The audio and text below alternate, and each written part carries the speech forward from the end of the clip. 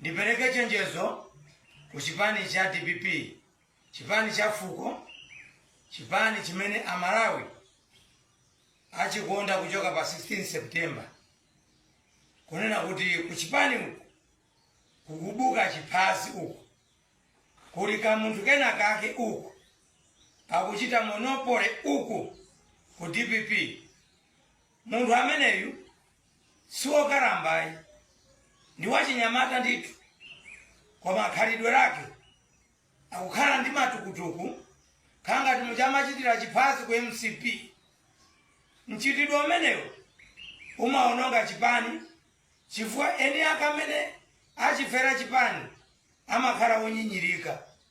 Ndipo iwe wachinyamata iwe, nthawi imene anthu amachita struggle sumaoneka m'misonkhano.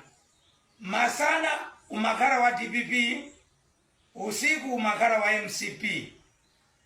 Ndipo siunali shuwa kuti DPP ibwerera mboma, unagulira tumaro ku MCP mmene anthu amamangidwa, amasakidwa. Achina Mwanamveka, achina Chisale, achina Jabi Muhango, ndi ena otero, achina Samia Sulemani, achina Ben Pili akuthamangamanga pa ground. Iwe siumachuka iya, unangokhala pee. Lero zapya ukutangwanika kupita mmasaruni, mababa shop, usioneka ngati ndiwe doro ku chipani cha DPP.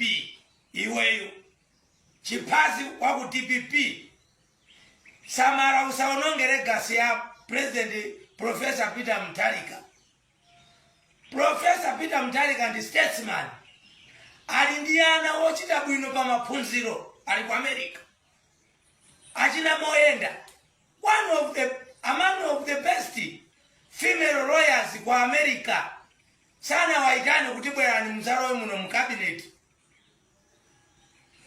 Bambo odziwa democracy, Professor Arthur Peter Mutharika. Iweyo kachiphazi iwe, uchepese khalidwe ili. Anthu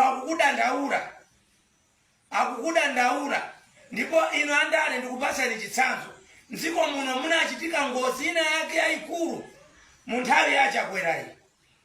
Munachitika ngozi imene chifukwa mabwana aku department imeneyo amatenga azibale awo atatu, azibale awo awiri, pakhomo pa munthu bwana pamapezeka mabokosi atatu amaliro. Pa ngozi imeneyo mupeza yankho.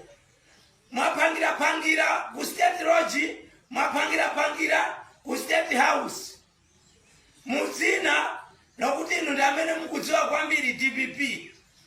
DPP ayivutikira anthu kwambiri. Ine ngati Comrade Layton Mangochi siningasiyirire za chabechabe zikuchitika pa ground. Iweyo kachiphazi, iwe mfana, ndiwe mfana kwambiri.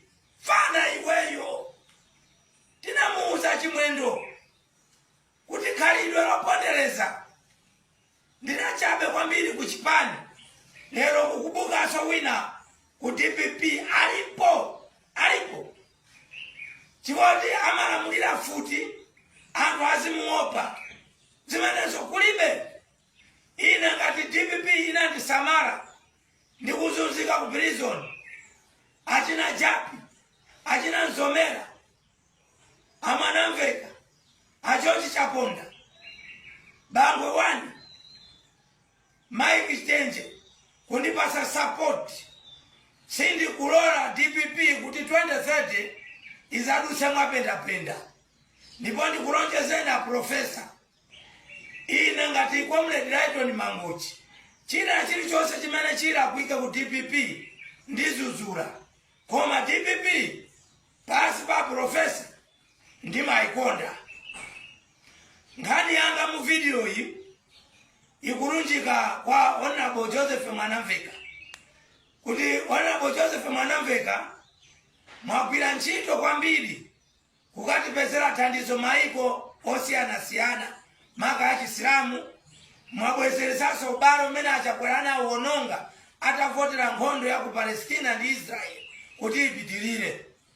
Amalawi anzanga, mukapita mmashopu muzifusa risiti, mukasirira risiti lija mukuwapasa otelera sisi kapena akudzawo kumakapangira chitukuko kwawo 17.5% yabisala mu risitimo.